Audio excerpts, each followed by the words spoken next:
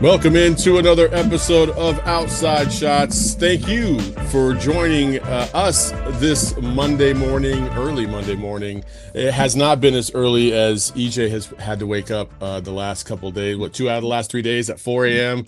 to do these broadcasts. EJ, it's been a while. It's been over a month, my friend. How are you doing? Yeah, where you been?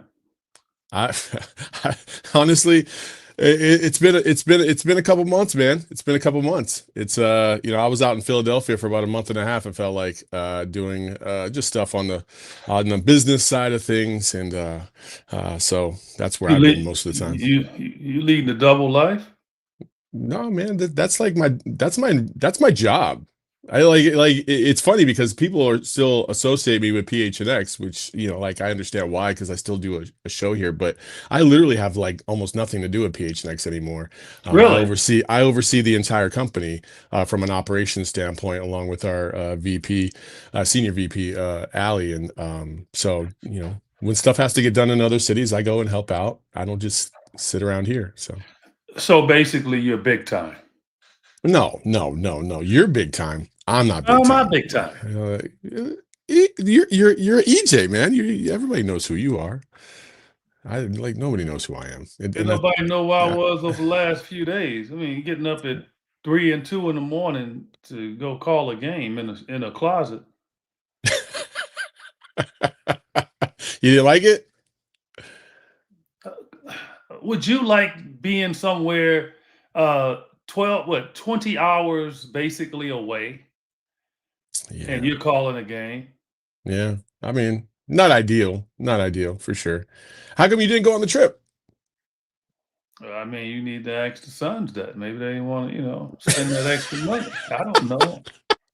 Fair But I enough. mean, I was happy that I didn't go. I mean, it was just too short a trip for me. Like you go to China, like you want to go there and spend at least a week and a half.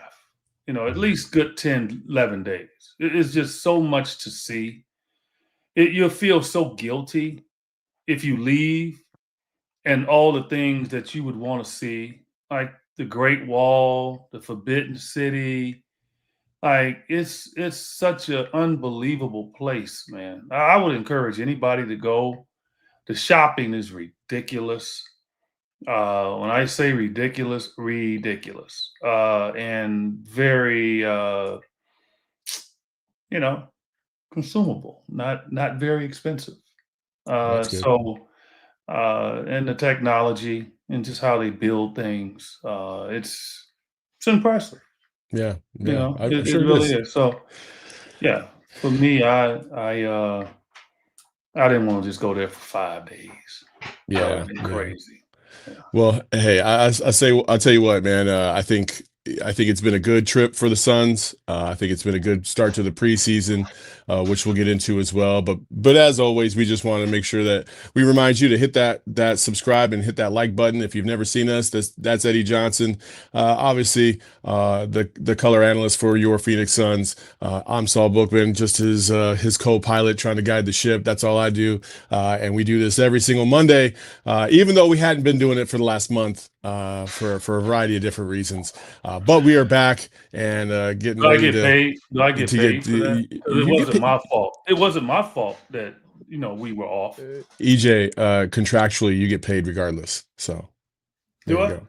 Yeah, you get paid. I didn't know Now that. you might not realize it hit your bank account because it's not a lot, but it is. But you are getting I didn't know. paid. I didn't know I was. I didn't. I thought I had to get paid for a show that I do. But no, I No, just get man. paid. No, listen, you get paid regardless, man. You're good. You're good. Oh, let's take some more time off. Hey, hey, hey. Oh boy. Well, let's get into it. Obviously, there's a lot that's happened over the last month. We could go back and recap and all this other stuff, but listen, you had a chance to listen to EJ on his Sirius Today, NBA Today radio show on Sirius XM radio. And it's on You, NBA TV. You've been and it's gone on. so long No, I that watched it. I actually watched it the other day on. I just happened to see it on TV. I was like, "What the hell is EJ doing on my TV? This is crazy." we're going big time now. We're on 3 platforms now. All right, NBA Today show on Sirius XM. We're on Sirius XM Radio. We're on the NBA app. So if you download the NBA app, you'll catch the show. Or you're at home, turn it to NBA TV. We're on 5 days a week. Obviously, 1 to 4 Pacific time, 4 to 7 Eastern time, leading right up to the first game. So when the season starts and you want a preview of the games that night, Justin Termini and I, we will be doing a 3-hour show as we always do, but leading up to the first game. So Look at that. it's something I've been wanting to do for a long time. I have been like arguing for it. I've been complaining about it. I've been like, hold up. You all don't have a show that leads up to the game. Like you have a pregame show or whatever in the studio, but you just don't have like basketball talk leading up to it. So finally, the NBA acquiesced. And so, now EJ, got a little bit more money. A little bit more money. That's really the play here. It wasn't about being on TV. It's about making that a few extra ducats. But let's just say this before we do move on to the Phoenix Suns, and I promise people we will. Very important week. This week, my guy EJ is doing his annual charity events, starting with a poker tournament, leading into a golf tournament, and then wrapping up with a big gala. And it's all for Helping Hands for Single Mothers, a great organization that he's been a part of for what, a couple decades now, a decade, 15 years. Yeah, Saul. Thanks for bringing this up. This is our 12th year, my 12th year being involved with what I do. Like Helping Hands for Single Moms is a year-round entity. They're doing different things throughout the year to be able to raise money for single moms to send them to college, to be the hero in their home. And that's the beautiful part about it. So what do? Well, we not only help pay for their scholarship to go to school, we'll pay for the babysitter. We'll actually help them get a car. And if they have a car, we have an organization that has donated their time and labor to fix their cars when something goes wrong. So we've had hundreds of moms graduate over the years. Me personally, with my events that I run, we've raised over $3 million over the years. So you can tell how many moms are able to go to nursing school, to be able to go to technical school, to be able to become the heroes in their home. And the only thing I ask of you guys is to support it. I know we all have our different entities that we support, but man, we always focus on the kids. And I had a program called Hoops for Kids. I had a relationship with Big Brothers Big Sisters. I had something with the city of Phoenix called Accept the Challenge, where I sent at-risk dropout kids. I made a class for them in Carl Hayton and South Mountain, and I would take them on field trips. I would spend time with them. So I understand that. But we never really focus on the parents because they struggle. And I think me growing up in a single parent household, mom's 96 years old. Yes. And, thank God for that. Hell right? Yeah. And I spent my whole life, 66 years, man, just trying to reward her for just having the opportunity and say, you know what, I'm going to have number 6. We had 7 kids in our family, and my mom didn't have to have number 6. And so I am so thankful for that. So yeah, single moms is very important to me. So I just tell people, look, support it, man. Not one penny is going to EJ. Nothing. Okay. It's all donated back to these moms. This is just my gift to society. And our poker tournament on the 16th at Talking Stick Resort. Look, you don't have to be an aficionado at poker. That's not what it is. Just show up, participate in it. It's at 7:15. You got to get there about 6:30 at Talking Stick on Thursday the 16th. And guess what? Just have fun. If you knock out EJ or knock out a celebrity that's going to be in the tournament, you get a $500 bounty. And Saul did that last year. You get a $500 bounty to be able, and you donate it right back to Helping Hands for Single Moms. And if you place in the tournament, you can win up to $2-3 grand. Okay. So it's just a win-win for you for the poker tournament. So I want to see you all. Look, you can go on a single hand, Helping Hands for Single Moms.org, and they have a link for you to sign up for the poker tournament. If you don't want to do it that way, just show up. It's about 6:15, 6:30. Go to the poker cage. Tell them you're going to be in the tournament, and you can sign up for that. Okay. Yeah. So it'll be a great time. And then Friday is our golf tournament. Saul will be tearing up the course. They just fixed it at Talking Stick. He's a duffer. So at 8 a.m. shotgun. We still have some room. So if you want to even show up as a single, we'll put you with a foursome. We'll find a way to make it convenient for you. So we know all the courses are overseeding right now. So Talking Stick just opened there. So that should be a good time as well on Friday. And you got celebrities there as well. And then on Saturday night, it's our dinner. It's our annual dinner where we try to raise a lot of money. Again, we're going to have a very good comedian there. I'm not going to give you the name. I want everybody to be surprised. So it's a little bit different from the roast that we normally do. So it's going to be a tremendous weekend. Make it a staycation. They still have some rooms available at Talking Stick. You can hang out the whole weekend, see EJ sauntering through the casino over that whole weekend, and we just have a great time. So, yeah, thanks for letting me plug that. But, yeah, helpinghandsforsinglemoms.org. Just go on the website, and you can see all that information right there. Yeah, it's a fantastic organization. The poker tournament, I'm telling you, folks, I don't know. Listen, I know about Texas Hold'em. I've played it several times, but I'm not like a hardcore kind of play. And I finished top 5 last year, so I was pretty happy with myself. And the guy that won actually knocked out, because it was myself, Andre Roberts. They considered me a celebrity. I had to token. I'm not a celebrity, but they knocked me out, and they ended up getting about $1,500 worth of what you were talking about for the bounty to give back to the kids. And I think that, or get back to this organization, which is great. It's fantastic. It's a fun time. Make sure you come out. Anyway, on to the next thing, which is the Phoenix Suns. The reason why everybody's here to listen to us talk about their beloved organization. And listen, man, I think it's refreshing in the early going what we've seen so far in terms of just at a basic level, just the effort, the enthusiasm. It seems like there's definitely been a tone change, at least within these first 3 games, from what you can see, what you can hear, and really the feel for this. What has been your overall takeaway here in the first? Really, let's just go from the opening press conferences and all the way until yesterday's game. It's been great. Yes, it's been great. Sometimes change is obviously good. And we've changed over the last 3 years, but we changed to the old, right? We changed to people that's maybe set in their ways. And, the environment is just so much better. And look, I don't want to saying this to just go at past people that are not there anymore. It's not what this is about. It's just about, new is good. And I think everybody, when they have a chance to refresh, they feel like they're in a good place. I could probably say that KD in Houston right now, he's down there, he probably feels refreshed. So it goes both ways. Bradley Beal in LA probably feels refreshed. New is good. And Devin being here in Phoenix now still right off of great extension that he got, but also now all the leadership mentoring he's gotten over the years, I think he's embracing the newness of this team that, he feels like now it's his totally.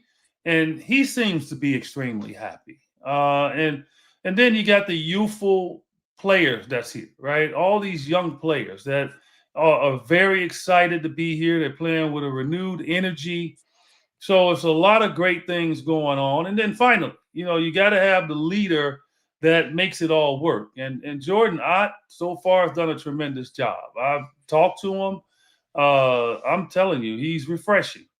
He's refreshing. There's just no ego with this guy. He wants to learn. At the Suns training camp, Tom Thibodeau's been hanging around. Steve Clifford is a part of the organization. A lot of you guys don't know who this guy is. Mateen Cleaves is on the coaching staff.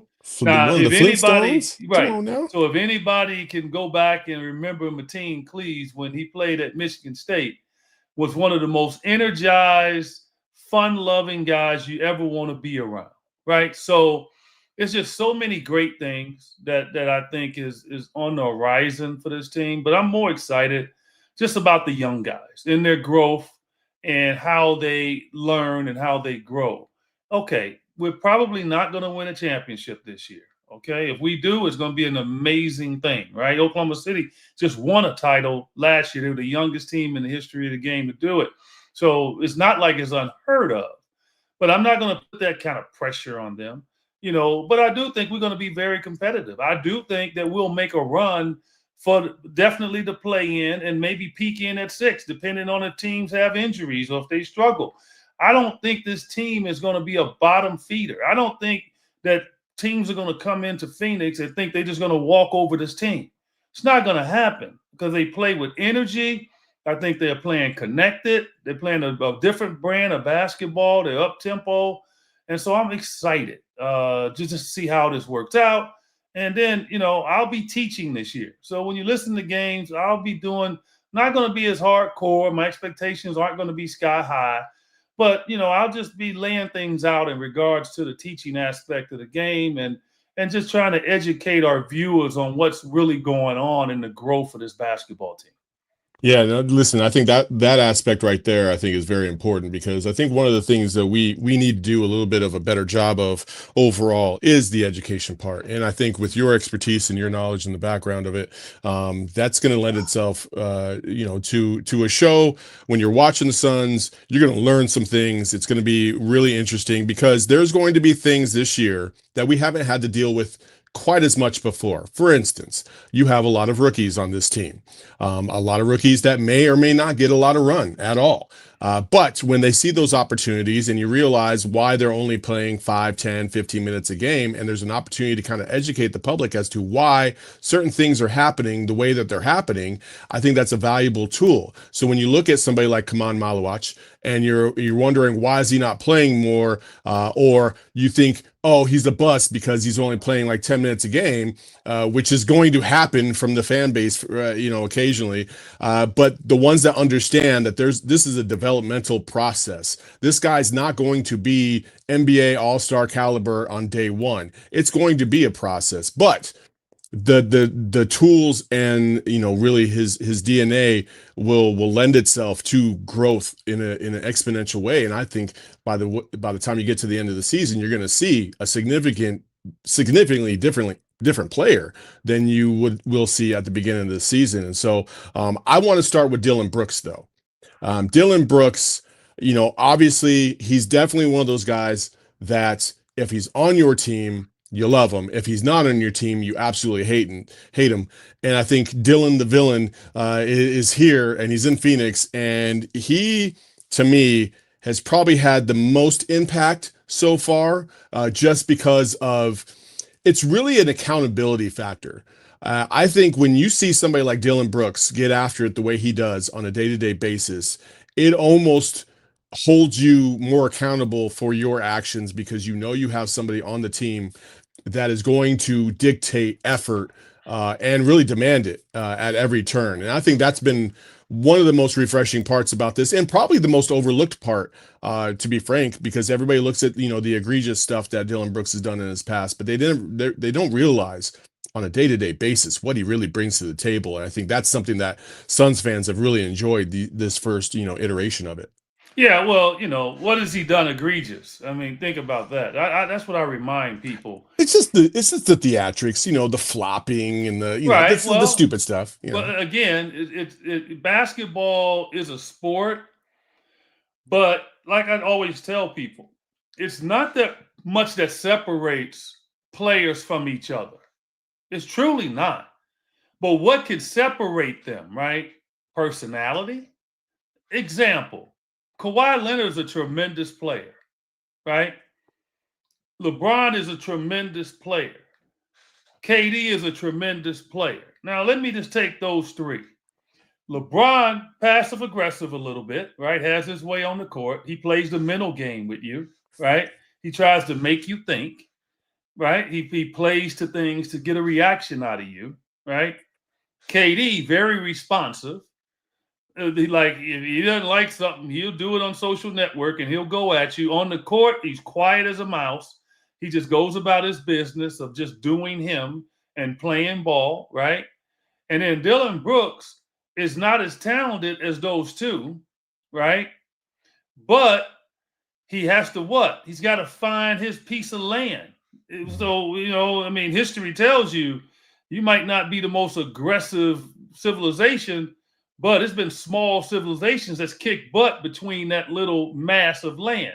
So that land on the basketball court, like, you got to find a way to really survive. And he's not going to survive trying to play like KD. Hmm. He's not going to survive trying to play like Kawhi. So what's going to separate him from the other guys that's probably like him, equal in talent, to be able to get a job? Effort. See, sometimes people don't get it. So what is he doing? He's intimidating. He plays with effort. He'll get in your face. He's polarizing. Fans don't like him. And he got a job.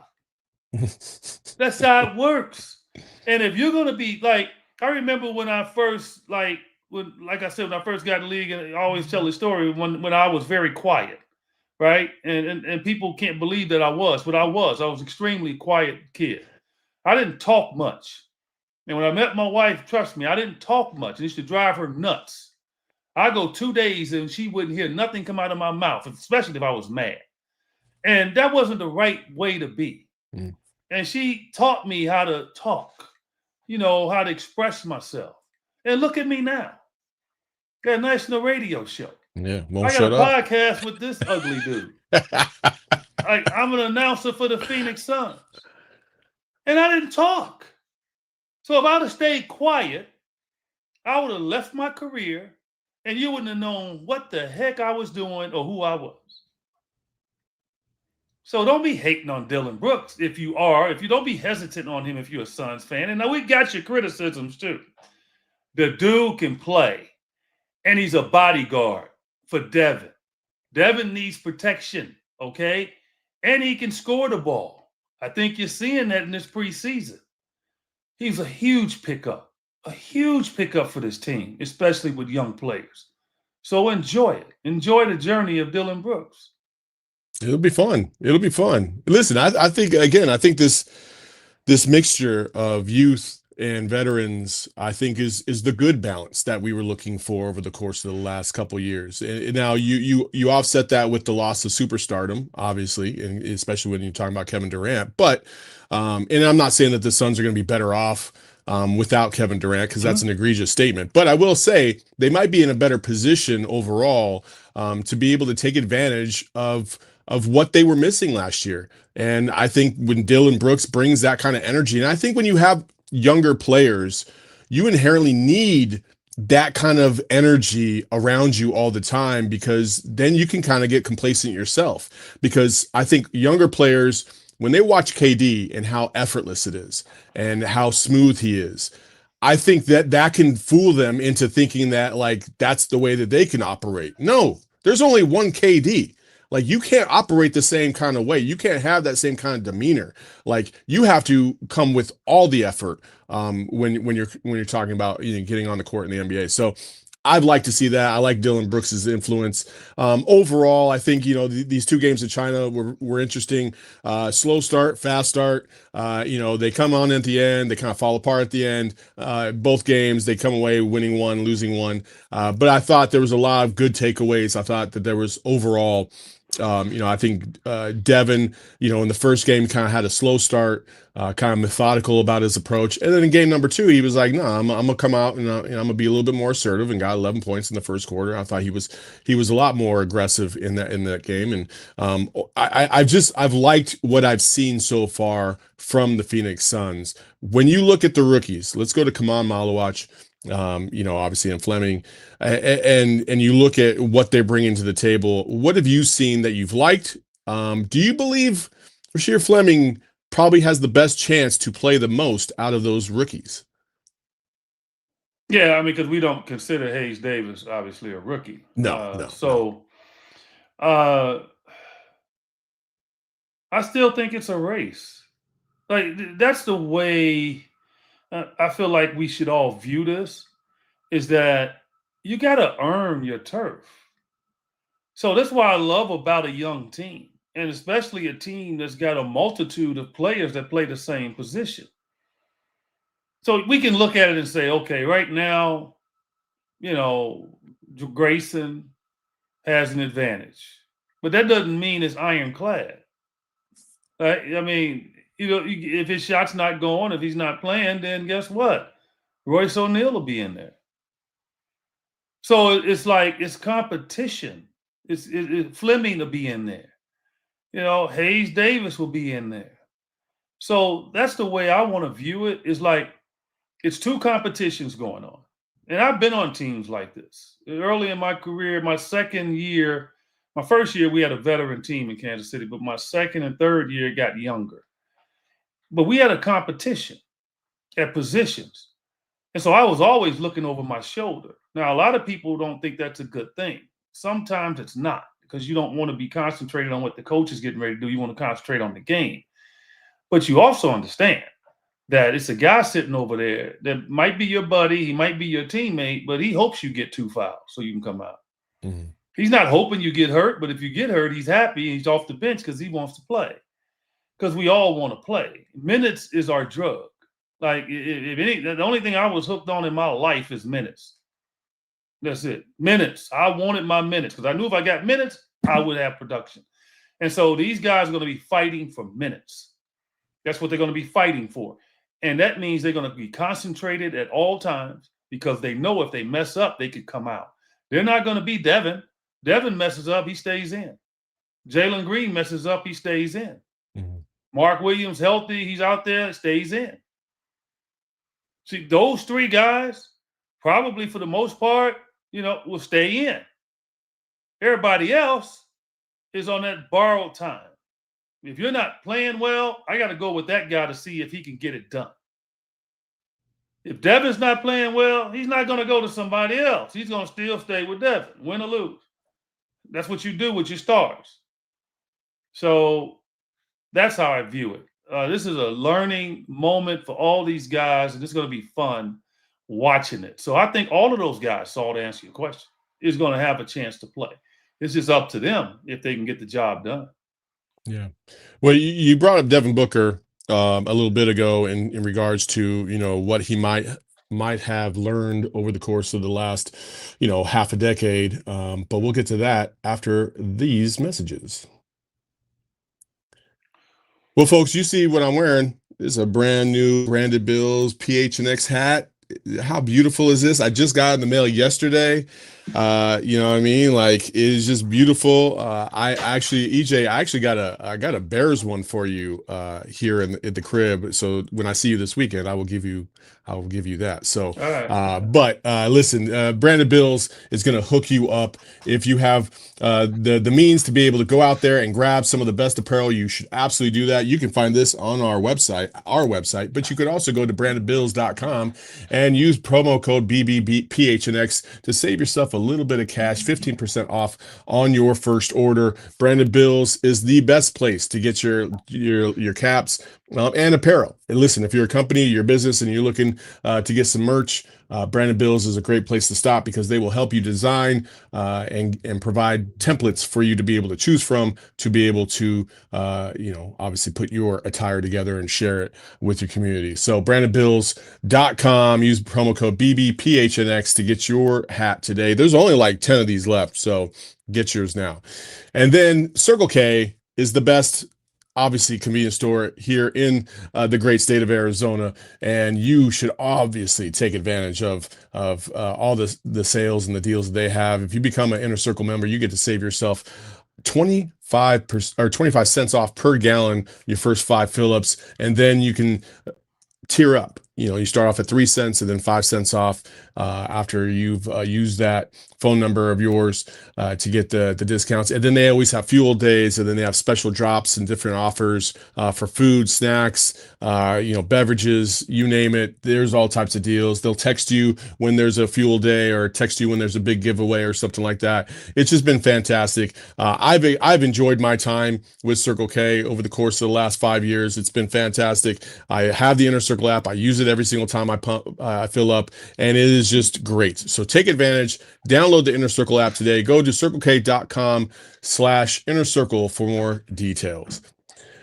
Listen, one of the other things that we do like to do is like we want everybody in the community to feel like they're part of what we're doing, right? And I think there's a variety of ways you could do it, and there's a variety of different ways that you could support the channel. And one of those ways is becoming part of our supporters club. The supporters club is just a way for you to be able to contribute and have a nice little icon next to your name, so that way we understand that you are a true sicko for what we do and the teams that you love. It's the official supporters club badge right here on the screen, as you see. Fantastic. So you can see the little icons down there in the corner. I don't know why we don't have an outside shots icon. Maybe we need to get one of those made. But if you become a true outside shot sicko, and you have your little name, your little nomenclature, your little icon right next to your badge, and your comment comes up, we're going to read it. And so, we want you to feel a part of the channel. We want you to feel a part of what we're doing and continue to grow this thing. And we do appreciate all the support from everybody when it comes to what we do, and we encourage you to be a part of it in a different way as well. So, Supporters Club, sign up today. All right. EJ, we talked about Devin Booker. I think it's interesting when Chris Paul got here. Devin was kind of, he was hitting that veteran status. Like, obviously he had been in the league for several years, but to really learn how to win at the level Chris Paul can teach you is a little different, right? And then obviously adding a Kevin Durant to the mix, and Bradley Beal and all the coaches and just a different influx of personnel over the course of the last 5 years. I'm sure Devin Booker has learned quite a bit during his time in the Valley, especially in the last half decade. I do wonder, what do you think his main takeaways are going to be in terms of how he's going to relate to his teammates, how he's going to hold them accountable? I think if you go back to last year, I'm sure he would say that there's probably some things that he wish he would have done a little differently in terms of how he approached people, both good and bad. I think the lessons that you learn, especially when you fall short of expectations the way they did last year, it can be significant. And I do wonder what Devin's ultimate takeaway will be from that last 5 year period. Have you had any conversations with Devin? Have you guys spoken about anything close to that? And what do you think he's learned in the last 5 years? No, I haven't spoken to him, but I plan on it because I think this is just a perfect situation for him. Listen, he's set for life. He's got generational money. So it's not about the money anymore for him. He knows that if he can still run and jump and shoot, he can if he wants to finish his career here in Phoenix. So he knows that he'll get another contract. And so that part there is no worry, right? How many of us would love to go through life and like we have no worry in regards to our finances? That's an amazing feeling. So when you have that, then what do? You start concentrating on other things other than yourself. And you want to make things right for other people, whether it's, being a person that's out there, helping other organizations or whatever it is. But as a basketball player, he's at the pinnacle now. And so what he has to do is he has to now lead.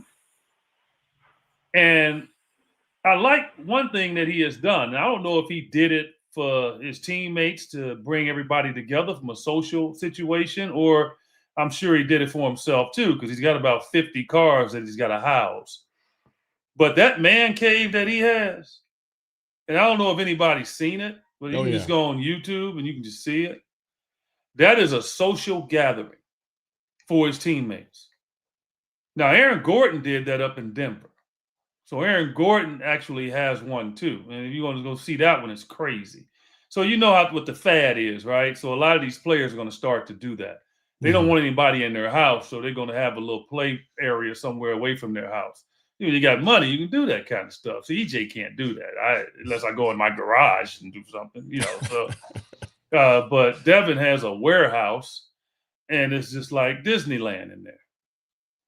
And so you can better believe that his teammates are going to be hanging out.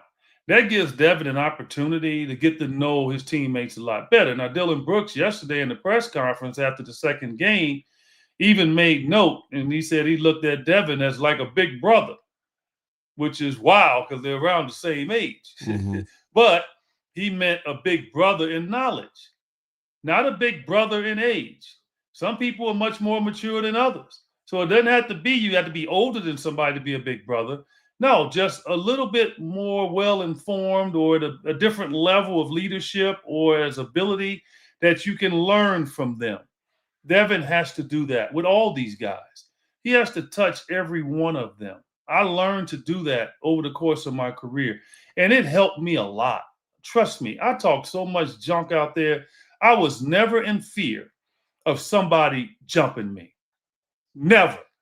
The guys will tell you, I felt protected.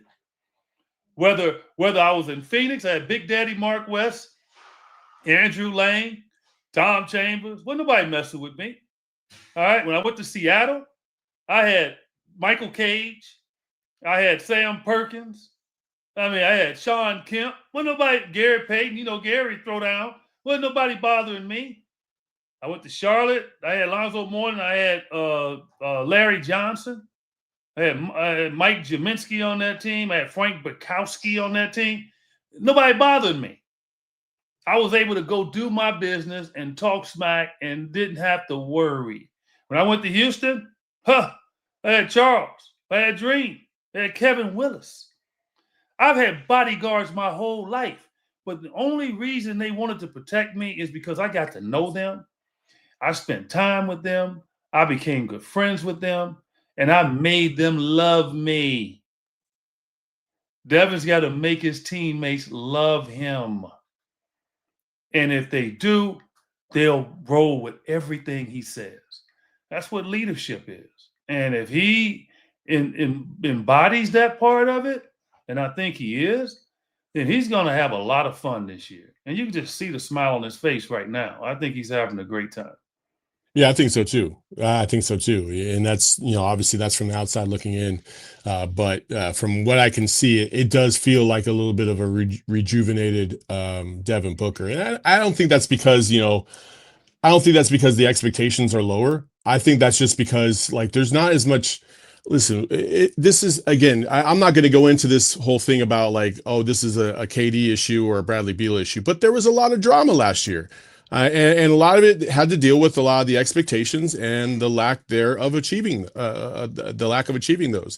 And whenever that happens, people are going to point the finger in a variety of different directions. And I think Devin Booker, being the face of the franchise for the last decade, it felt that. And I think I'm sure that there's a perspective that he has that I would love to hear, candidly about what he really thought about the last 5 years. And I would wager to say that he enjoyed it. I think he enjoyed, learning and playing with the caliber of players that he was able to learn and play with. But I also think that there was some lessons learned along the way, and I'm really excited for him to be able to really show that leadership this season alongside other veterans on the team as well. And so it should be very interesting. He's had Saul, but I just want to add this. He's had to add. Look, think of all the coaches he's had in his career so far. Mm-hmm. Look at the changeover. Just look at the changeover from the beginning. Jeff Hornacek, then to I think what was it, Earl Watson, and then to Kokoshkov, to Kokoshkov, and just come on, it's just nonstop, man. Coaches, and then changing of teammates, right? So it hasn't been stable. And then at the end, it didn't get better with the coaching situation. It got worse. Mm-hmm. It got worse. Look, Bud Budenholzer, trust me, if he can look in the mirror, he knows that he did not handle this whole scenario the right way. He just didn't. So I put a lot of the blame on him too, and the players, but I put a lot of blame on him and how he handled it. Telling Devin don't talk during huddles. Now I don't know exactly what he said, but how can you tell a star player don't talk to his teammates when he's the one out there being judged? He's the one out there that has to make jumpers. He's the one out there that when it's all said and done, he's the one that's going to get broken down and dissected. And you're telling him to be quiet in a huddle? Now, I don't know how it all transpired, I really don't. But I do know Devin doesn't talk a lot. He's very quiet in that. So whatever it was, he probably felt that he had to say it. So that stuff right there, it was just that part was lacking leadership, in my estimation. And so, that's the part that I think is going to change. And I think that's the change that was needed. Yeah, no, I agree. I agree. In terms of Jordan Knott, you had mentioned, the different NBA personnel, past and present, that have been surrounding the team, and Jordan Knott is obviously highly regarded as one of the younger coaches with a bright future. What has been your impression of him and how he has conducted himself and really organized everything so far, with all the change that has been thrown his way? He's work in progress because think about it. And he even mentioned that the other day when we talked. It's like, look, Jalen Green and Mark Williams hadn't even played yet. So he doesn't even know. Right now, today, he doesn't know the flow of his team, how it's going to all work. He's learning and he's learning. And it's a slow progress. That's the unfortunate thing about training camps. Like, if it's anything that I can convince the players to do, and they won't, I know they won't, but still, dudes, training camps are too short. They're too short. People run around talking about, oh, they can get injured. They get injured just walking around. They get injured, they getting out of the shower. It does not matter. I would rather have gotten injured playing basketball than have too much free time on my hands to where I can put myself in a precarious position and get injured. That's when I would have been ticked. Like John Wall tearing his Achilles getting out of the shower. Now that's disturbing. Like that part ticks you off, right? So, that's what I would say, man. It's just like the training camps, all they just too short, man. 4 games. Think about it. Most guys aren't going to play all the games. So with the Suns right now, Jalen Green, Mark Williams probably will not play an exhibition game Mhm. unless somehow, some way they play tomorrow, right? So they're not going to play, and the season's going to start, and they don't go doubles. And when they do have a double, they can't take the second practice. So you don't get a ton of scrimmage in there. It's just, that part right there, man, is just tough on a coach. It's Mhm. so tough on a coach, man, to be able to get all this stuff in. I guarantee you, Jordan Ott has not, he's probably in this training camp since it started, he's probably gotten 50% of his stuff in. Hmm. That's I believe it. it. Just 50%. Maybe. So it's not easy, man. And I just wish the players would understand that they're really hurting themselves when they're afraid to have long-winded training camps. Because I just think it's the best. We went 28 straight days training camps when I played. 28 doubles. Doubles. One time Cotton got mad at us. We went 3 practices. Now we were out of it. We were almost crawling. But man, it was good for us. Mhm. I played in Europe for a year. We went 2-a-days the entire freaking year I was there. We had practice in the morning and we had practice at night. And then we had practice in the morning and the game at night. We always had two, whatever it was. If we didn't play, 2 practices. And Damn. I grew to love it. I was in the best shape of my life. Like it didn't bother me. So that's part of it, man. That truly is. I just wish in the future they change it, especially these kids come in the league. They haven't went to 1 year college. They don't know the playbook. They have a hard time grasping it, and they're not in top notch shape. Just you want to teach them more. It's just all those things, man. That just gets under my skin. Well, I mean, yeah, I mean, it's an adjustment. You got to learn how to be a professional, and I think a lot of these guys Hey, for whatever you want to say, it's just a bit, it's a learning curve unlike any other when you go from the high school to the college to the NBA ranks so quickly within a year span, and then expected have the amount of expectations placed upon you that a lot of these organizations have, and their fan bases have. So I understand where you're coming from, but fortunately for us, we're not in that game of having a top 5 pick. We do have a top 10 pick in Kamal Malawach. But again, like one of the things I want to say about him is he's only been playing basketball for 6 years. If you thought he was going to come in here and be Shaq on day one, that's crazy. And I think the one of the things that Kaman's going to do is he's going to progressively get better as the season goes along. He might only get 5 to 10 minutes a game, maybe, and that's if the center rotation isn't riddled with injury, which you kind of assume there's the possibility of that. I mean, listen, Mark Williams' history dictates that he's going to get injured at some point this year.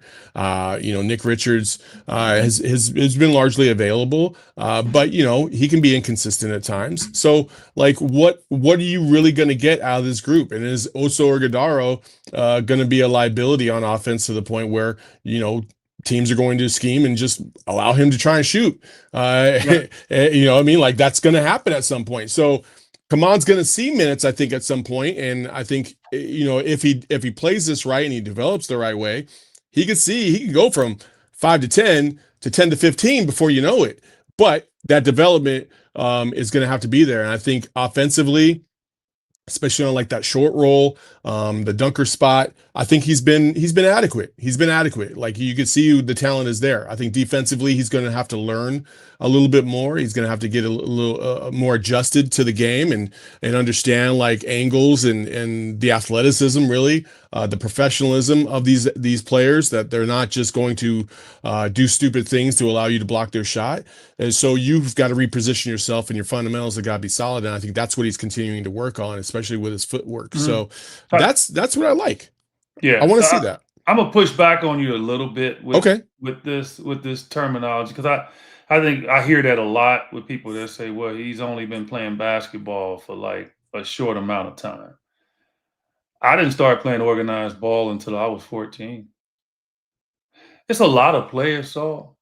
They don't play. They might mess around, right? That's what I used to do. I'd mess around on the playgrounds, and all of that.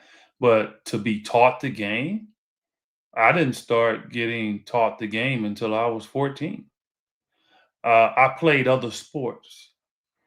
And Malawach, that's what he did. I'm Yeah, sure he played soccer. I'm he sure did. he played other sports. So, and that's why I try to tell parents, it's not, you don't want to pigeonhole your kid into one sport when they're out of the womb. You're not getting an advantage. Matter of fact, you're hurting them, because then they might fall out of love with it. If they've been like you've been focusing on them doing something since birth. Look, the Tiger Woods, the Venus and Serena Williams scenario, that's great, but that to me is not the way. You focus on it when the kid finally looks at you and says, "I love this sport." Mhm. That kid looks at you and says, "Dad, let's go shoot. Dad, let's go to the court." When the kid is saying that, not you as the parent, when the kid is saying, "Oh, let's go to the court. Let's go to the court. I'm going to the court." That's when I fell in love with the game. I got up in the morning. I went to the court. Snow on the ground, rain, did not matter.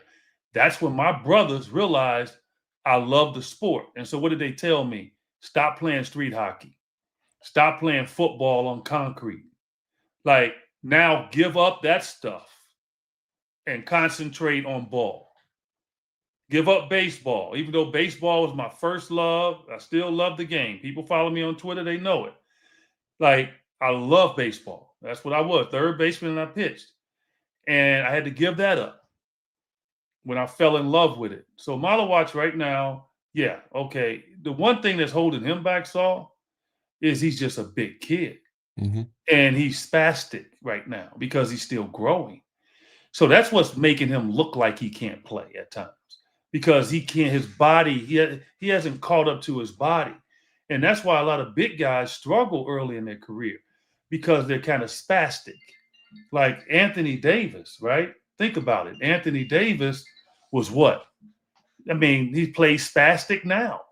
He was 6 foot in high school. He grew like 9 inches over a year and a half. And you can tell he's still clumsy. Like he's always falling, always getting injured. Joel Embiid can't stay healthy. Why? Always falling. Think about it. You watch Joel Embiid play, always falling. Their bodies, man. That's the issue. So I think with Malawach, he's got to really just keep working on his balance and all of that. And I am telling you, the rest is going to come. Hakeem Olajuwon his first year, he wasn't doing what Hakeem the Dream was doing years later. You know, he was raw. So I just think people need to be patient. And this kid is going to be, he's massive already. He's going to get even bigger. He's going to understand nuances of the pro game even more. And he is going to be really good. I can see it. And he has a love for the game now that's just, you know, man, that love when you get, you know, Saul, when you really fall in love with this game, man, you just get up in the morning, man, it's like Christmas every day just to go to the court, smell the gym, you hear the sneakers, man. It is no feeling like it. And I'll tell you, because I'm on the other end of it now. If somebody told me to get up and go to the gym, I'd probably want to throw up. I'm like, you what, sprint up and down that court? Jump in a crowd? Heck no. Don't want no part of it. You gotta love it, man. And Yeah. I think he will. I mean, listen, I think you're not wrong. You're not wrong. With my bad knees, man, one of my biggest regrets right now is just the fact that, you know, I'm not able to go out there and play the way I would love to be able to Right. play. You know what I mean? I miss just getting up and down the court like that. You know what I'm saying? So Yeah. like, yeah, and for him being so young, I think is an advantage because Yeah. you're right. He is still growing. He's still learning, and he's got it. Listen, he has just scratched the potential that he has. He's got such a long way to go, but I do see those glimpses. I do see those things. Last year when I Oh got to yeah. see him twice play against Arizona, especially the last time, being able to see him up close courtside in the tournament, some of the things that he was doing, I was just like, okay, he gets it. He understands how to play the game. There's glimpses and there's spots where he doesn't, and he falls apart because he has those tendencies every now and Right. then because he's young. He's young. He's But thinking. He's thinking instead of being exactly. instinctive. That's all. Exactly. And so he's going to work himself through that. And again, if you're going to ask the fan base not to overreact, they're going to, because, you know, a lot of them are just gonna be like, oh my gosh, you know, look at what so-and-so's doing over here and so-and-so's doing over here. It doesn't matter.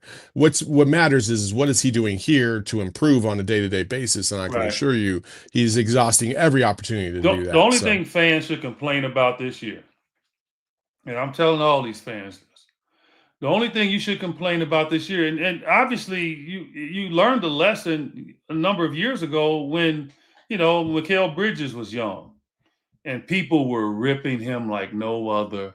You all were talking about his shot is flat, he can't shoot, all of that. Remember now, and Mikal what?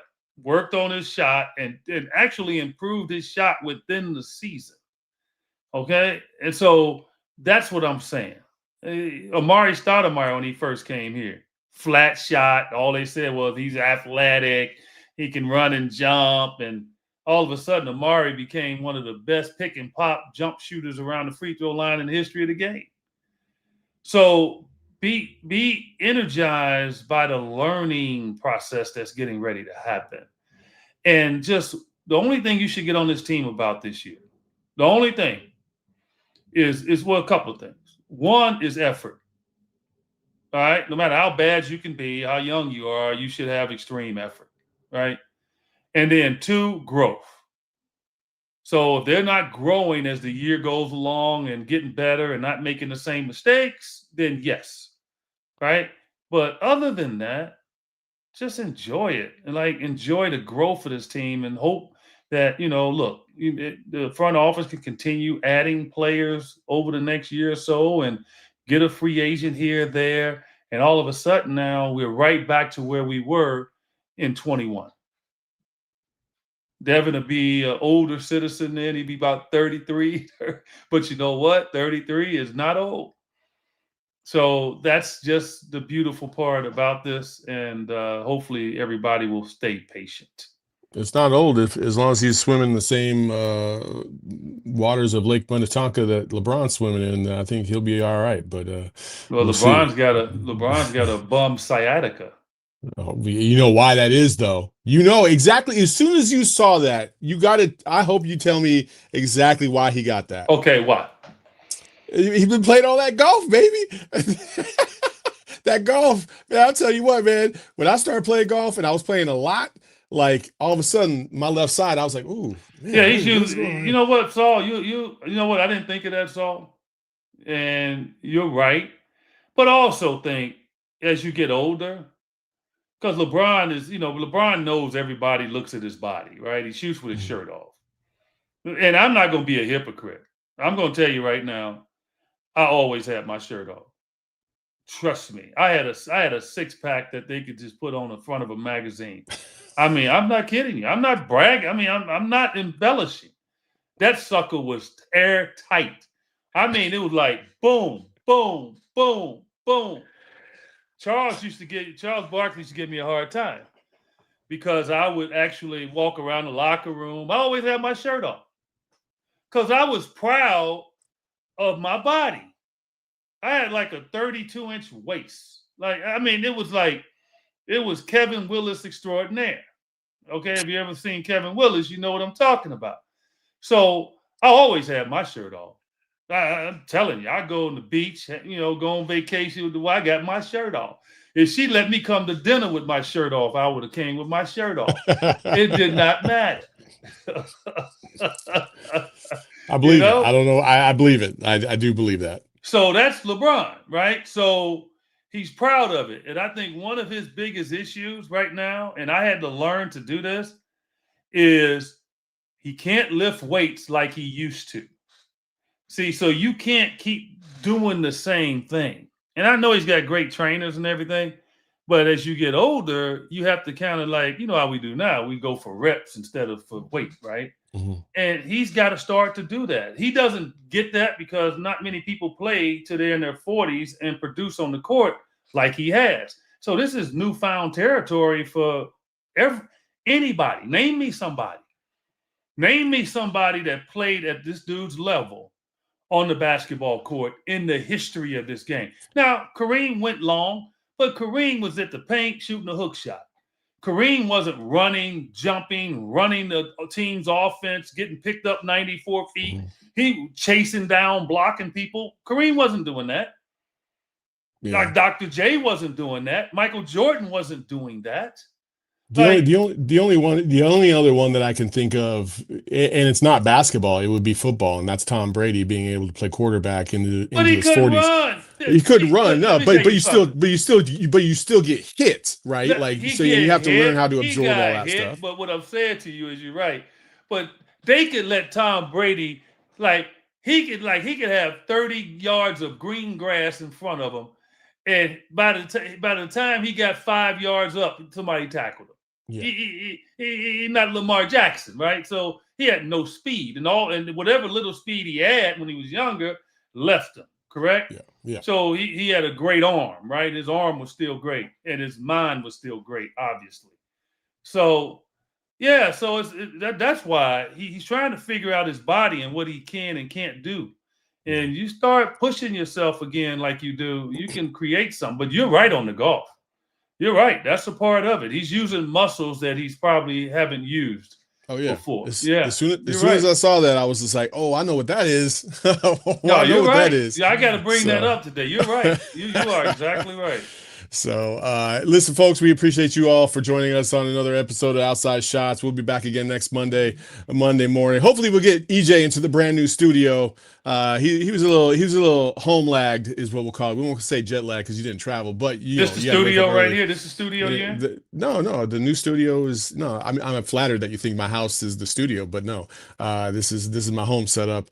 But join us next week. You can follow my guy at JumpShot8 on Twitter and on Instagram. You can follow me at Saul_Bookman. You can follow the show at PHNX_Sons. Make sure you sign up for that golf tournament, poker tournament as well this weekend for helping hands with single mothers. And until can I get the website again? Yes, please. helpinghandsforsinglemoms.org. helpinghandsforsinglemoms.org. Okay? Just go on, man. Look, it's going to be a great weekend. You don't have to go to all 3 events. If you just want to come to the poker, come support the poker. You want to play golf, you got to get in quickly. Trust me, we're going to cut it off here in the next day or so. All right, so it is filling up. And then the dinner, we still got plenty of seats if you want to come. So How it's going to about be this? tremendous. How about this? If any of y'all sign up, make sure you hit me up in my DMs on Twitter or on Instagram, and I will hook you up with a free PHNX shirt of your choice. How about Oh, that? isn't that great? All So there right. you go. All There's right, a 100 people getting ready to sign up, Saul. Until next time, folks, we love y'all. Peace. Later. We all silly like the mayor.